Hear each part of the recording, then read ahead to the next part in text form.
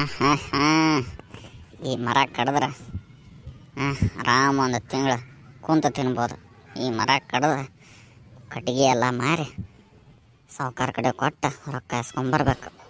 ಬಾ ಬಾ ಬಾ ಬಾ ಬಾ ಬಾ ಎಷ್ಟು ದಪ್ಪ ಐತಿ ಬಡ್ಡಿ. ಏ ತಮ್ಮ ತಡಿಯೋ ತಮ್ಮ, ಎದಕ್ಕೆ ಕಡಿಯಾಕತ್ತಿ ನನ್ನ? ಹಾಂ ಎದಕ್ಕಂದ್ರೆ ಇದು ನನ್ನ ಕೆಲಸ.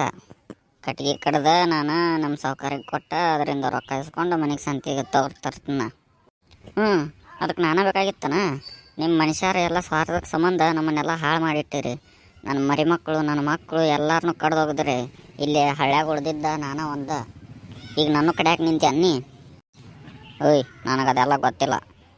ಏನು ಗೊತ್ತಿಲ್ಲ? ಗಡುವು ಬೆಳ್ದಂಗೆ ಬೆಳ್ದು ತಲೆಯಾಗ ಬುದ್ಧಿಲ್ಲನ? ಗಿಡಕ್ಕೂ ಜೀವ ಇರ್ತಾವಿಲ್ಲ ಅಂತ ನಿನಗೆ ಗೊತ್ತಿಲ್ಲನ? ಅಲ್ಲ ಅವನು ಯಾವ ಗಿಡನೂ ಮಾತಾಡಿದ್ದಿಲ್ಲ, ಈ ಗಿಡ ಯಾಕೆ ಮಾತಾಡಕತ್ತೈತಿ? ಅಲ್ಲ, ಮನುಷ್ಯರ ಸಂಬಂಧ ನಾವು ಎಷ್ಟು ಮಾಡೀವಿ? ನಿಮಗೆಲ್ಲ ಗಾಳಿ ಕೊಟ್ಟಿವಿ, ಉಸಿರಾಡಕ್ಕೆ ಆಕ್ಸಿಜನ್ ಕೊಟ್ಟಿವಿ.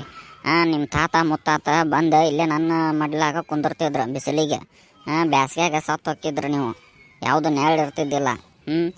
ಎಷ್ಟು ವರ್ಷದ ಅದೇನು ಗೊತ್ತನ್ನ? ನಾನು ಏನಿಲ್ಲ ಅಂದ್ರೆ 89 ವರ್ಷದ ಮರ ನಾನು.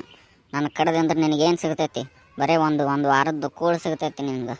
ಅದ ಬೇರೆ ಏನಾರ ಕೆಲಸ ಮಾಡಿ ದುಡ್ಕೊಂಡು ತಿನ್ನು ಹೋಗ, ನನಗೆ ಮರನ ಸಿಗ್ತಾವನ ಬರೇ. ಅಲ್ಲ, ಮರದ್ಲಿತ್ತ ಇಷ್ಟೆಲ್ಲ ಉಪಯೋಗ ಅದಾವ? ಹ್ಞೂನಪ್ಪ, ನಿಮ್ಮಪ್ಪ ನಿಮ್ಮ ಅಜ್ಜ ಅವ್ರ ಅಜ್ಜ ಎಲ್ಲ ಇಲ್ಲೇ ಕಟ್ಟಿ ಕುಂತ ಮಾತಾಡ್ತಿದ್ರು, ಎಷ್ಟು ತಂಪೈತಿ ಮರ ಅಂತಂದು ಹಾಡಿ ಹೊಗಳತ್ತಿದ್ರು ನನಗೆ.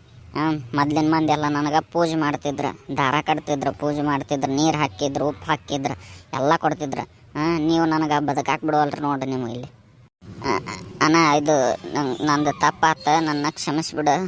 ಇನ್ನೊಂದ್ಸಲ ನಾನು ಮರ್ಯಾ ಕಡ್ಯಾಕ ಬರೋದಿಲ್ಲ. ನಿಮ್ಮ ಮನುಷ್ಯರ ಸ್ವಾರ್ಥ ಬುದ್ಧಿಯಿಂದ ನಮ್ಮನ್ನೆಲ್ಲ ನಾಶ ಮಾಡಿಬಿಟ್ಟಿರಿ. ನಿಮಗೆ ಉಳಿಗಾಲಿಲ್ಲ.